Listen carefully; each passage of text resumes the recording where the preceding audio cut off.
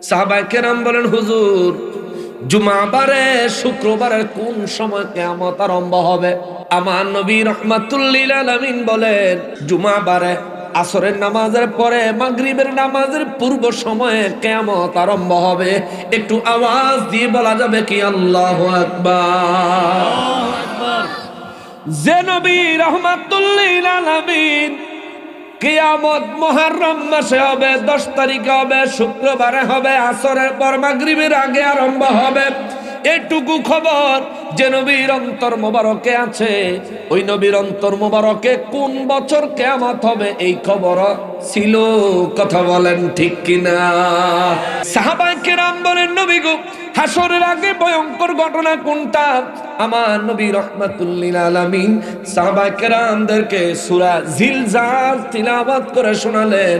চিৎকার দিয়া বলেন সুবহানাল্লাহ। সূরা জিলজালে আমার আল্লাহ বলেন, বিসমিল্লাহির রহমানির রহিম, ইযা যুলজিলাতিল আরদু জিলজালাহা ওয়া আখরাজাতিল আরদু আসকালাহা ওয়া ক্বালাল ইনসানু মা লাহা। আওয়াজ করে বলেন আল্লাহু আকবার। রব্বুল আলামিন সূরা জিলজালের প্রথম আয়াতে বলেন, ইযা যুলজিলাতিল আরদু, যেদিন এই জমিনে ভূমিকম্প হবে। ইযা, যখন, যুলজিলাতিল আরদু, এই জমিন কেঁপে উঠবে, কেঁপে উঠবে, কেঁপে উঠবে। সুবহানাল্লাহ। কে বললেন? আল্লাহ একটা ভূমিকম্পের সংবাদ দিলেন। সূরা হাসরে ভয় করতে কেন বলছে আল্লাহ যে আমারে ভয় করো? তার কারণটা সূরা জিলজাল থেকে নিয়ে যান জবাবটা। 1450 বছর আগে আমার রব্বুল আলামিন একটা ভূমিকম্পের সংবাদ দিলেন। দুনিয়ায় মাঝে মধ্যে আমাদের আবহাওয়া অধিদপ্তর থেকে ভূমিকম্পের সংবাদ দেয় না? দেয় না? যে ভূমিকম্প হইতে পারে, অমুক জেলা, অমুক জেলা, অমুক জেলা ভূমিকম্পের জন্য ভয়ঙ্কর পরিস্থিতিতে আছে, এত মাত্রায় ভূমিকম্প হওয়ার সম্ভাবনা আছে। আবহাওয়া অধিদপ্তর থেকে খবর দেয়। দেখা গেছে অনেক সময় খবর মতো ভূমিকম্প হয়ে যায়, আবার অনেক সময় দেখা যায় ভূমিকম্প হয় না। তখন আবহাওয়া অধিদপ্তর খবর কয় কি, বঙ্গোপসাগরের কিনার দিয়া ভারতের দিকে চলে গেছে। তাদেরকেও দোষারোপ করা যায় না, কারণ তারা ওই রাডারে মেশিনে যা দেখে তাই তো বলে। এই কথাটা তুলে ধরলাম এই কারণে, দুনিয়ার আবহাওয়া অধিদপ্তর থেকে খবর দিলে এই খবর মাঝে মধ্যে মিস হয়, মিস হওয়ার সম্ভাবনা আছে। কিন্তু আমার রব্বুল আলামিন 1450 বছর আগে যে খবরটা দিয়েছেন, এই খবরের একটা শব্দ, একটা অক্ষর মিস হওয়ার কোনো প্রকার সম্ভাবনা আছে? জোরে বলেন আছে? রব্বুল ইজ্জত বলেন, ইদা, যখন, যুলজিলাতিল আরদু, এ জমিন কেঁপে উঠবে। জমিন যখন কেঁপে উঠবে, ভূমিকম্প যখন আরম্ভ হবে, আল্লাহ আবার মাত্রার কথা বলে দিছেন, জিলজালাহা, প্রবল মাত্রায়, অতি মাত্রায়, অত্যন্ত অধিক মাত্রায় যেদিন এই জমিনটা কেঁপে উঠবে। সাহাবায়ে কেরাম বলেন, হুজুর আল্লাহ বললেন ইদা, যখন। আমরা একটু জানতে চাই, হুজুর কখন? সুবহানাল্লাহ। আল্লাহ কিন্তু বলেন নাই কখন। ইয়া রাসূলুল্লাহ, রাব্বুল আলামিন বলেছেন যখন। আমরা একটু জানতে চাই কখন, কখন, কখন? নবী রাহমাতুল লিল আলামিন বলেন, এই জমিন কেঁপে ওঠার যেই কথা আমার আল্লাহ বলেছেন, এটা কিয়ামতের দিন। সুবহানাল্লাহ। কোন দিন? যেদিন কিয়ামত শুরু হবে ওই দিন। এবার সাহাবায়ে কেরাম কয়, হুজুর আমরা একটু জানতাম চাই কিয়ামত কবে হইব? সুবহানাল্লাহ। নবীজি বলেন, সাহাবীরা, আল্লাহ বলছেন যখন, জানতে চাইলা কখন? বলে দিলাম কিয়ামতের দিন। এখন আবার বলতেছো কিয়ামত কবে হবে জানতে চাও? সাহাবায়ে কেরাম বলেন, আল্লাহ এবং তার রাসূল সাল্লাল্লাহু আলাইহি ওয়াসাল্লামের যদি আপত্তি না থাকে আমরা একটু জানতে চাই। জোরে কন্না সুবহানাল্লাহ। নবীজি বললেন, সাহাবীরা একবারও বলেন নাই আমি জানি না। আমাদের দেশে অনেকেই নবীর ইলম মোবারককে ছোট করে উপস্থাপন করার জন্য বলেন কিয়ামতের সংবাদ নবীও জানে না। জোরে কন্না নাউযুবিল্লাহ। আরে ব্যাক কলে কয় কিরি, নবীজি সাহাবায়ে কেরামদেরকে বলছেন আমি জানি না, একবারও বলেন নাই। বলছেন ঠিক আছে আমি তোমাদেরকে বলবো। জোরে কন্না সুবহানাল্লাহ। সাহাবায়ে কেরাম আমার নবী রাহমাতুল লিল আলামিনের কাছ থেকে যখন আশ্বাস পেলেন এখনই বলতে হবে, কেউ আমার নবীকে জোর জবরদস্তি করে নাই। প্রত্যেকে আদবী ছিলেন। প্রত্যেকের চিন্তা হলো নবী রাহমাতুল লিল আলামিন যেহেতু বলেছেন বলবেন, তার মানে বলবেন। যখন সময় হবে তখনই বলবেন। যখন বললে আমাদের জন্য মঙ্গলজনক হবে নবী তখনই বলবেন। সাহাবায়ে কেরাম কেউ আর এই বিষয়ে কোনো কথা বললেন না। কিছুদিন পার হয়ে গেল। একদিন আমার নবী রাহমাতুল লিল আলামিন হুজরা মোবারক থেকে বের হয়ে গেলেন। আজকে কিয়ামতের সংবাদ সাহাবীদেরকে জানায় দিবে। কোন বছর কিয়ামত হবে নবী খবর বলে দিবেন। এই জন্য নবী বের হয়ে গেলেন। যাইতে যাইতে রাস্তায় যায় দেখে দুইজন সাহাবী একজন আরেকজনের সাথে একটু কথা কাটাকাটি লাগছে। একজন আরেকজনের কথার দ্বারা তর্ক করতেছে। আমার নবী দেখার পরে নবী বললেন, নবীজিকে দেখে দুইজন সাহাবী একসাথে থেমে গেলেন। নবীর খেদমতে নবীজির নুরানি কদম মোবারকের দিকে তাকায়া নবীজিকে সালাম দিলেন। আমার নবীজি সালামের জবাব দিয়ে বললেন, সাহাবীরা রে, বাহির হয়ে আইছিলাম কিয়ামত কোন বছর হবে খবর বলার জন্য, কিন্তু তোমাদের তর্ক দেখে আমার মনে হলো আমার উম্মতদের মধ্যে বহু মানুষ হবে যারা দুনিয়াদার, দুনিয়া নিয়ে মত্ত। এরা যদি কিয়ামতের সংবাদ পায় কোন বছর কিয়ামত হবে এই খবর যদি এরা পায়, তাইলে এরা দুনিয়ার প্রতি বেশি আকৃষ্ট হয়ে যাইব। চিন্তা করব কিয়ামত যেই বছর হইব ওই বছর একবারে গাট্টি গুট্টালে মসজিদে যামুগা, আর বাইতামু না। ঠিক কিনা বলে? যে বছর কিয়ামত হবে হে বছর একবারে আপাতত ডুবে যামুগা। যেমন আমাদের যুবকরা চিন্তা করে বুড়ো হইলে দাঁড়িয়ে রাখবে, ঠিক না? দুই হাত জোড় করে দাঁড়ায় বলেন, নবী গো, ও নবী, দয়া করে বলেন কোন বছর কিয়ামত হবে? নবী বলেন, তোমাদের তর্ক দেখে আল্লাহ রাব্বুল ইজ্জাত এই মাত্র আমি নবীর অন্তর মোবারক থেকে কোন বছর কিয়ামত হবে এই খবর উঠাইয়া নিছেন। জোরে বলেন আল্লাহু আকবার। এই মাত্র আল্লাহ আমার অন্তর মোবারক থেকে কোন বছর কিয়ামত হবে এই খবর উঠাইয়া নিছেন। দুইজন সাহাবী যারা তর্ক করলেন দুইজনে অত্যন্ত অনুতপ্ত হলেন। চিন্তা করলেন, হায় হায়, আমাদের কারণে মুসলিম উম্মাহ এত বড় সংবাদ থেকে মাহরুম হয়ে গেল। দুই সাহাবী দেরি না করে নবীজির নুরানি কদম মোবারকে পড়ে গেলেন। ইয়া রাসূলুল্লাহ সাল্লাল্লাহু আলাইহি ওয়াসাল্লাম, নবী গো, আমাদেরকে কি ক্ষমা করে দেওয়া যায় না? হুজুর, আমরা গুনাহগারদের জন্য, আমাদের অপরাধের জন্য আমাদেরকে আপনি শাস্তি দেন, কিন্তু মুসলিম উম্মাহকে এত বড় নিয়ামতের সংবাদ থেকে বঞ্চিত করবেন না। আমার নবী রাহমাতুল লিল আলামিন বলেন, আমার অন্তর মোবারক থেকে আল্লাহ তুলে নিয়েছেন কোন বছর কিয়ামত হবে। যেহেতু আল্লাহ তুলে নিয়েছেন, এইটার আল্লাহর দরবারে ফরিয়াদ করে ফেরত আনব না। তবে হ্যাঁ, তোমরা তোমাদের অন্যায়ের জন্য অবশ্যই অনুতপ্ত হতে হবে। তবে আমার উম্মতের জন্য খবর, আমি নবী কিয়ামতের কিছু সংবাদ আমার উম্মতের জানাইয়া দেই, শোনো।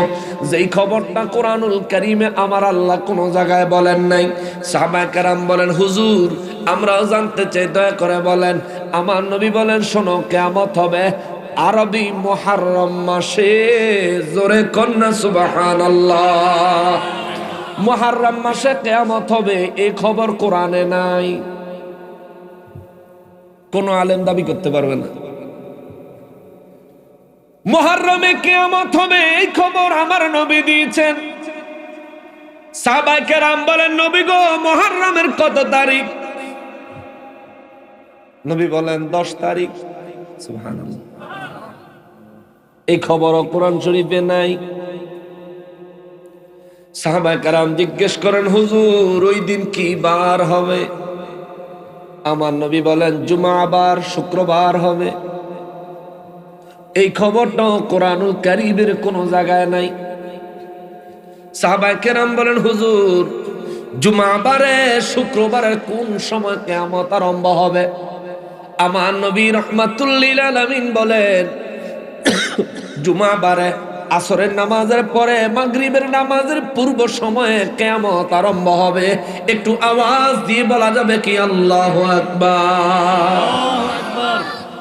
যে নবী রাহমাতুল লিল আলামিন কিয়ামত মুহররম মাসে হবে, 10 তারিখে হবে, শুক্রবারে হবে, আসরের পর মাগরিবের আগে আরম্ভ হবে, এটুকু খবর যে নবীর অন্তর মোবারকে আছে, ওই নবীর অন্তর মোবারকে কোন বছর কিয়ামত হবে এই খবর ছিল।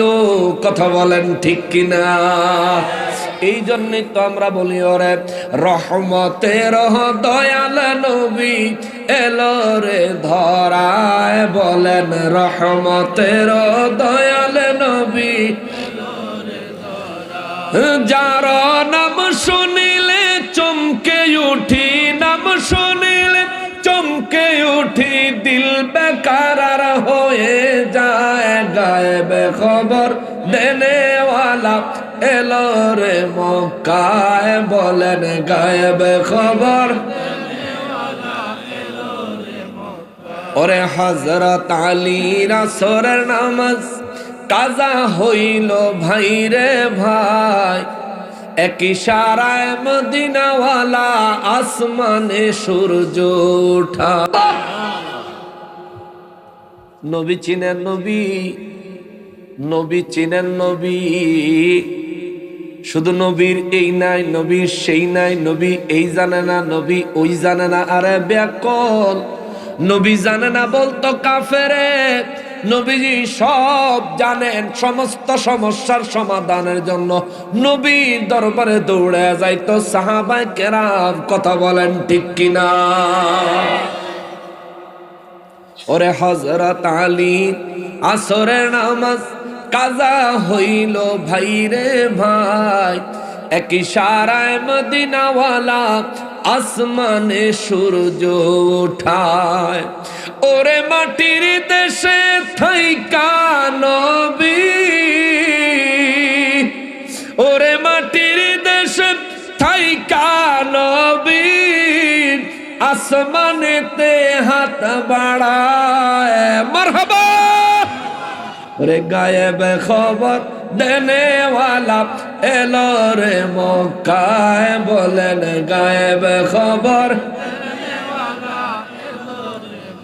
ওরে কাল সাপে দংশন করিল আবু বকরেরই পায়, বিষে অঙ্গ ছেয়ে গেল বিষেরই ক্রিয়ায়। হিজরতের রাতে ওরে কাল সাপে দংশন করিল আবু বকরেরই পায়, বিষে অঙ্গ ছেয়ে গেল বিষেরই ক্রিয়ায়। নবীর থুত মোবারক লাগা মাত্র, আমার নবীর থুত মোবারক লাগা মাত্র বিষ পানি হয়ে যায়। সুবহানাল্লাহ। ইনি আমার নবী, ইনি আমার নবী, ইনি আমার নবী। যার থুতু মোবারক লাগলে সাপের বিষ পানি হয়ে যায়। তুমি বলো নবী তোমার মতন? আরে ব্যাকল, নবীজি থুতু মোবারক গায়ে মাখলে মরণের আগ পর্যন্ত শরীর থেকে সুগন্ধি আসতো। জোরে কোন সুবহানাল্লাহ। আর তোর স্যাব, তোর আতগসা দিলে মুরগির গুড় গন্ধ করে। ঠিক কিনা বলেন? ব্যাকলে করতে বেলে নবীর নবীর থুতু মোবারক লাগা মাত্র ওরে বিষ পানি হয়ে যায় গায়েব খবর দেনেওয়ালা এলো রে মক্কায় বলেন গায়েব খবর দেনেওয়ালা। আপনাদের কষ্ট হচ্ছে? আমি আর অল্প একটু সময় নিব, একটু কষ্ট নিয়েন না। মোটামুটি 1.5 ঘন্টার কাছাকাছি টাইম আমাদের হয়ে গেছে মোটামুটি। মুসলমানেরা রে, আমার পেয়ারা নবীর উম্মতেরা রে, কিয়ামত কোন মাসে হবে খবর দিলেন নবী। কিয়ামত কত তারিখ হবে খবর দিলেন নবী। কিয়ামত কোন বারে হবে খবর দিলেন নবী। কিয়ামত কোন সময় আরম্ভ হবে খবর দিলেন নবী। আমার আল্লাহ শুধু সূরা জিলজালে বললেন ইদা জুলজিলাতিল আরদু, যখন জমিনে কম্পন আরম্ভ হবে। এই যখনটা কখন, ওই কখনের কথা কইতে যায় আমার নবী 4টা গায়েবের সংবাদ দিছেন। কখন? নবী মাসের সংবাদ দিছেন, কোন মাস। কখন? আমার নবী তারিখের সংবাদ দিছেন, কত তারিখ। কখন? এর জবাবে আমার নবীজি কোন বারে হবে বারের জবাব দিছেন, কোন বার, শুক্রবার। কখন? এই কখনের জবাব দিতে যাইয়া আমার নবীজি আসরের নামাজের পর মাগরিবের নামাজের পূর্ব সময় কিয়ামত আরম্ভ হবে, এইটুকু সংবাদ আমার নবী দিয়েছেন। প্রমাণ হইয়া গেল রে, কিয়ামত হবে সংবাদ দিছে আল্লাহ। কিয়ামত কখন আরম্ভ হবে সংবাদ দিছে রাহমাতুল লিল আলামিন। তার মানে প্রমাণ হয়ে গেল গায়েবের সংবাদ নবীকে জানায় আল্লাহ। আল্লাহর দেওয়া ক্ষমতায় আমার নবী গায়েবের খবর জানেন। কথা বলেন ঠিক কিনা? এটার উপরে বিশ্বাস রাখেন, নাইলে ঈমান থাকতো।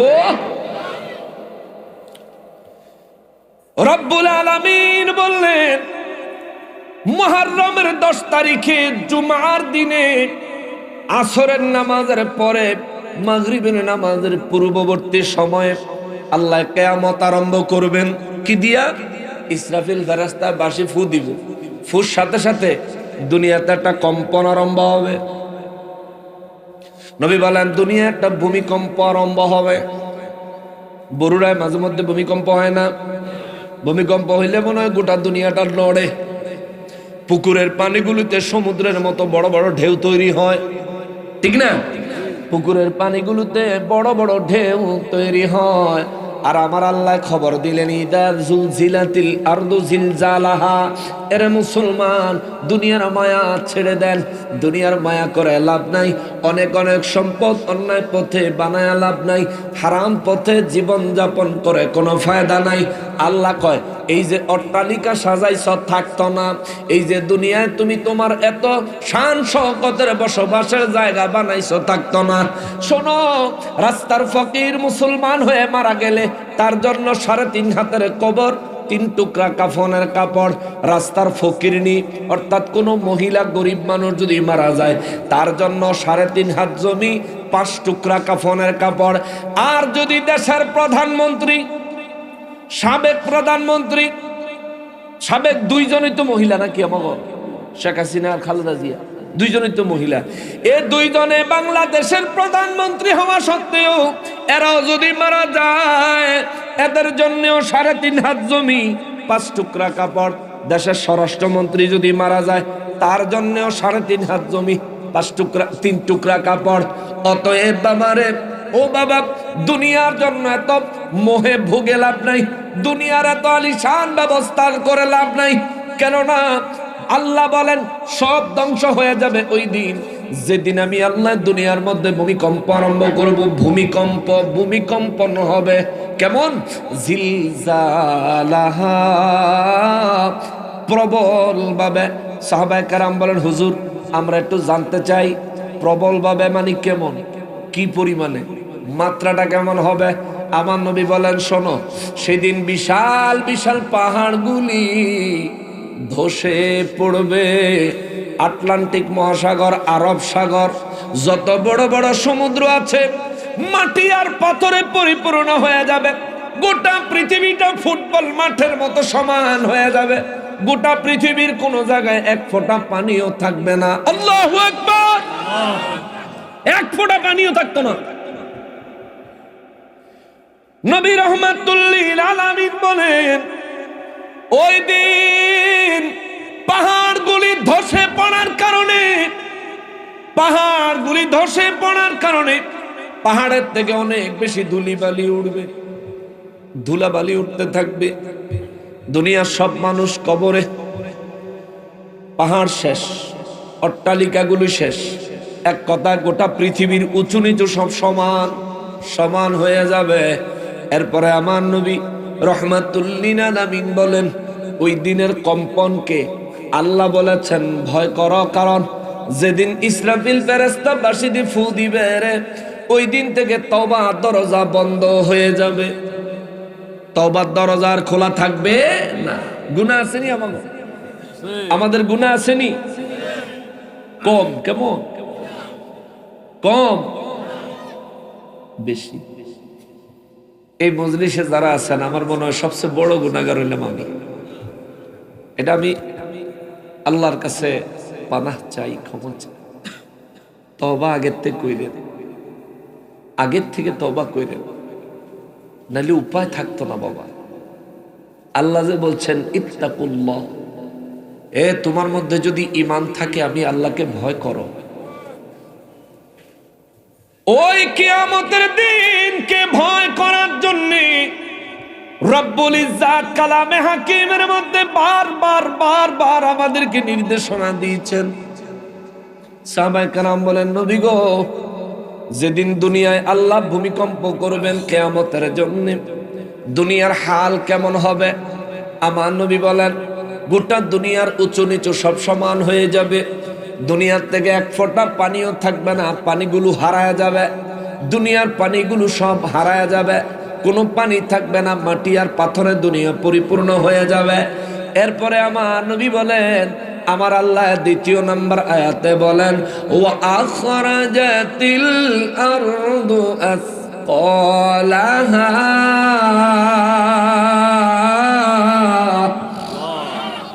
দুই নাম্বার আয়াতে আমার আল্লাহ বলেন, ওয়া আখরাজাতিল আরদি, জমিন বের করে দিবে, জমিন বের করে দিবে, জমিন সব বাহির করে দিবে।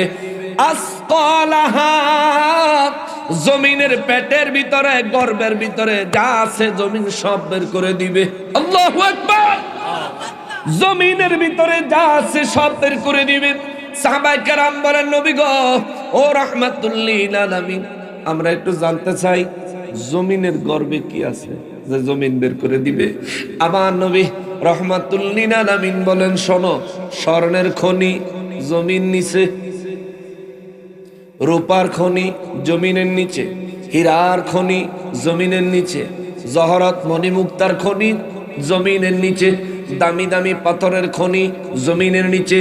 আমার নবী রাহমাতুল লিল আলামিন বলেন, আল্লাহ যেদিন কিয়ামত করার জন্য এই জমিনটাকে কম্পন দিবেন, কাঁপাইতে থাকবেন, জমিনের কম্পনের চোটে জমিনের পেট থেকে, জমিনের ভিতর থেকে হীরা জহরত মণি মুক্তা দামি পাথর, যত ধরনের দামি দামি পাথর আছে, দামি দামি সম্পদ জমিনের গর্ভে যা আছে, আমার নবী বলেন জমিন সব বের করে দিবে।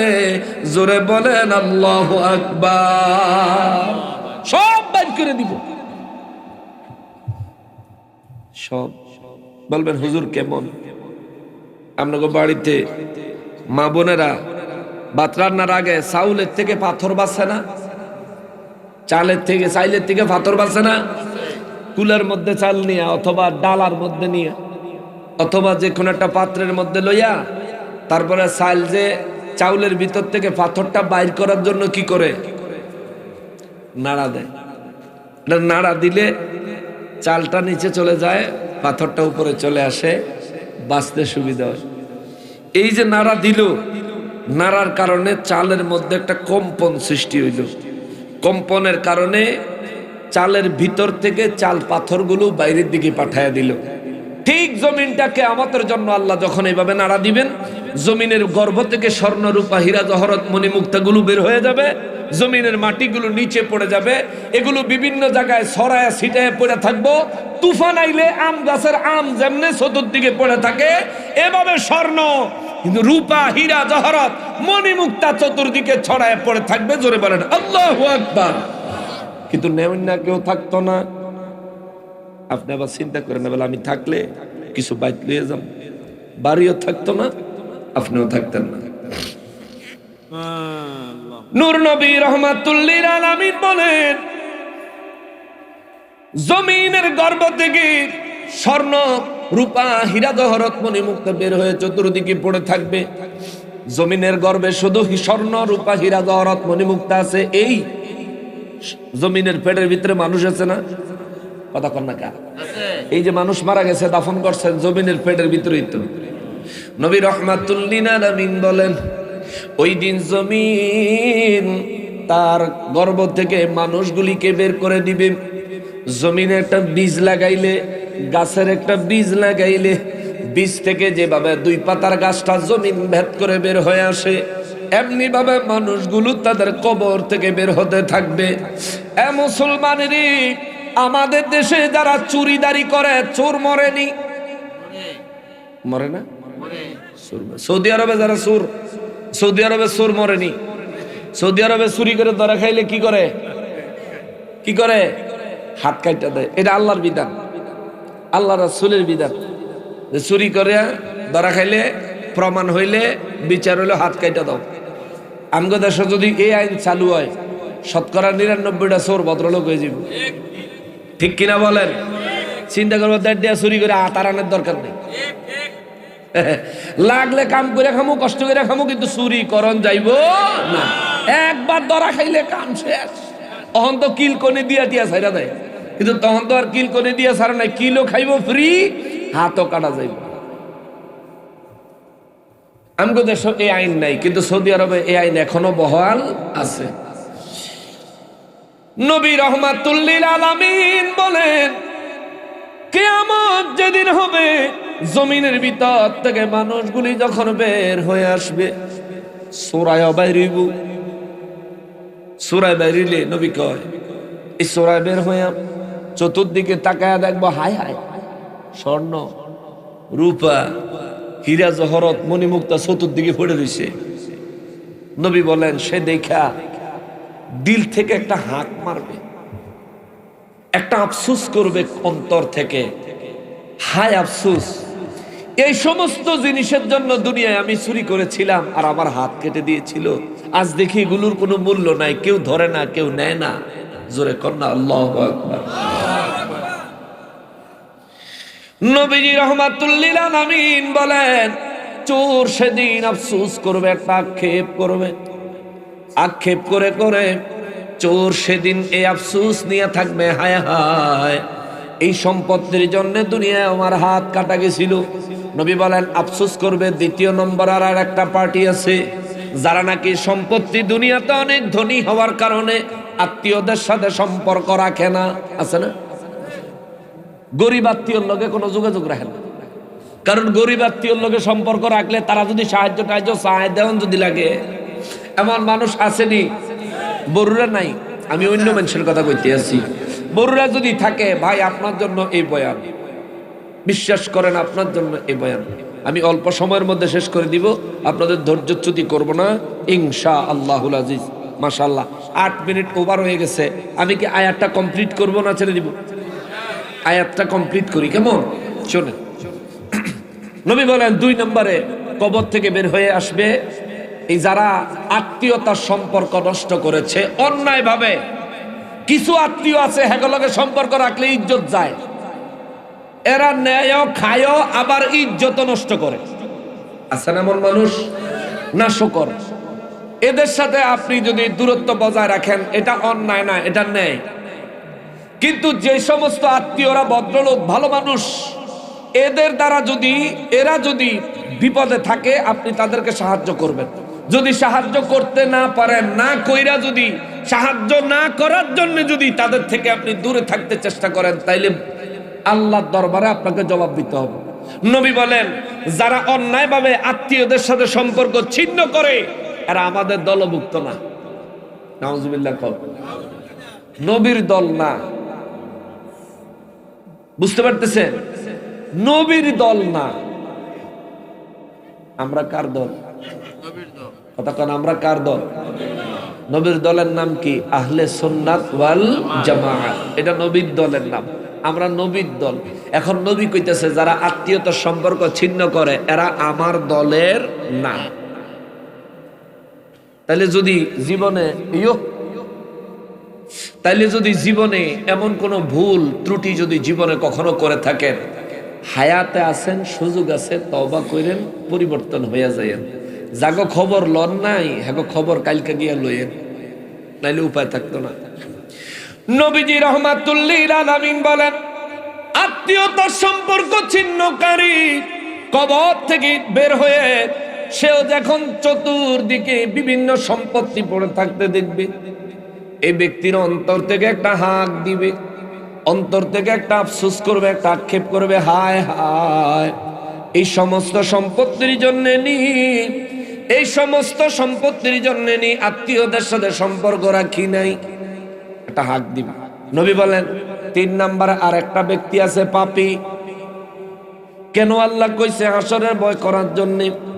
কেন আল্লাহ বলেন আল্লাহকে ভয় করার জন্য? শোনেন, নবী বলেন 3 নম্বরে আর একটা ব্যক্তি আছে পাপী। দুনিয়ায় অনেক বেশি গুনাহ করছে। আমরা দুনিয়ায় গুনাহ করছি না? গুনাহ কি কম না বেশি? নেকের চাইতে কম হইব না বেশি হইব? আল্লাহ আমাকে গুনাহগুলি মাফ করে দেন। জোরে কর, জোরে কর, নাহলে বিপদের কোনো সীমা থাকতো না। কবরে তো পিঠা খাইবে নই, কবরে তো পিঠা খাইবে নই। কবরের থেকে উঠার পরে নবী বলেন গুনাহগার যার গুনাহ অনেক বেশি হবে, ওই গুনাহগার কবর থেকে উঠার পরে দেখবে তার কবরের পাশে একটা লোক দাঁড়ানো, একটা লোক দাঁড়ায় রয়েছে। নবী বলেন এই লোকের চেহারাটা হবে বিকট, ভয়ঙ্কর, এই লোকের দেহটা হবে বিশাল। আমার নবী বলেন এই ধরনের কোন মানুষ যদি দুনিয়ায় আল্লাহ পাঠায়, দুনিয়ার যে কোনো মানুষ তারে এক নজরে দেখলে ভয়ে মৃত্যুবরণ করবে। আল্লাহু আকবার! এত ভয়ঙ্কর, তারে দেখতে তো ভয়ঙ্কর, তার চেহারা তো ভয়ঙ্কর, দেহ বিশাল। নবী বলেন গুনাহগার কবর থেকে উঠে তারে দেখা ভয় পাওয়া যাবে, কিন্তু মরণ আছে? মরণ আছে? মরণ তো একবার মরছে। মরণ কয়বার? মরণ কয়বার? একবার মরে তো কবরও গেছে, পরে তো আর মরণ নাই। দেখে এমন ভয় পাইব, ভয় পাইয়া ডরে ছড়ে, যেহেতু মরতো না তখন কইব এই আমনে কে, আমনে হেনাই সারকা জান জান জান। নবীজি রাহমাতুল লিল আলামিন বলেন ওই লোকটা ডেকে বলবে আমারে চিনেন না? ও না, আপনারা তো আমি চিনি না, দুনিয়া তো আপনার লগে আমার কোনো সম্পর্ক আছিল না। কয় আছিল? ওই লোকটা ডেকে বলবে দুনিয়ায় আপনার সাথে আমার সম্পর্ক ছিল। গুনাহগার লোকটা বলবে কিভাবে? বলবে আপনি আমাকে চিনেন না, আমি হলাম দুনিয়ায় আপনার করা পাপ। হায় হায়, দুনিয়ায় আপনি যত গুনাহ করেছেন আপনার গুনাহের আমলনামা আমি, আজ আল্লাহ আমার একটা মানুষের সূরত দিছে। আল্লাহ আপনার দুনিয়ায়, ভাই আপনার বয়স কত? 53 বছর বয়স, 43 বছরের হিসাব হইব। আপনার বয়স কত? 65, মানে 65, 55 বছরের হিসাব হইব। আপনার বয়স কত? 60 বছর, 50 বছরের হিসাব হইব। 10 বছরের হিসাব বাদ হইব, বাকি পুরা হায়াতের হিসাব হইব। আপনারা এখানে যারা আছেন আমি দেখতেছি ম্যাক্সিমাম 10 বছরের বেশি বয়সের মানুষ। ম্যাক্সিমাম 10 বছরের থেকে যদি আপনার বয়স একদিন বেশি হয়, আর এই একদিন বেশি লইয়া যদি মারা যান, একদিনের হিসাব আপনাকে দেওয়া লাগবে। নবীজি আমার রাহমাতুল লিল আলামিন বলেন ওই মানুষটা ডাক দিয়ে বলবে আপনি দুনিয়ার 50 বছরের হায়াত, 60 বছরের হায়াত, 70, 80, 90, 100 বছরের হায়াত আল্লাহর নাফরমানির উপর কাটাইছেন। আমি পাপের আমলনামার উপর সওয়ার হয়ে, আমি পাপের উপর সওয়ার হয়ে আপনি দুনিয়ার 50 বছর পার করে কবরে ঢুকছেন। নিজের আমল নামা নিজেরে কই যে আমি গুনাহের আমল নামার উপরে সবার হয়ে আপনি দুনিয়ার থেকে কবরে ঢুকছেন। আজ আমি হাসরের ময়দানে আপনার কবরের সামনে দাঁড়াইছি, 50 বছর আপনি আমার পিঠে সওয়ার হয়েছেন। আজ আমি দুনিয়ার 50,000 বছরের সমান একদিন সময় আমি আপনার কাঁধে সওয়ার হব। নবী বলেন এই পাপ বিশাল দেহের বিকট চেহারার সে ওই ব্যক্তির কাঁধে উঠে বসবে, বসার সাথে সাথে ওই ব্যক্তির শরীরের প্রত্যেকটা হাড্ডি টাস টাস করে ফেটে যাবে। আল্লাহু আকবার। প্রত্যেকটা হাড্ডি ফেটে যাবে। বেশি ভারী বোঝা যে বহন করার ক্ষমতা রাখে না, মনে করেন আপনি 50 কেজির বোঝা মাথায় নিতে পারবেন, আপনার মাথায় যদি 200 কেজি তুলে দেয় কি হইব?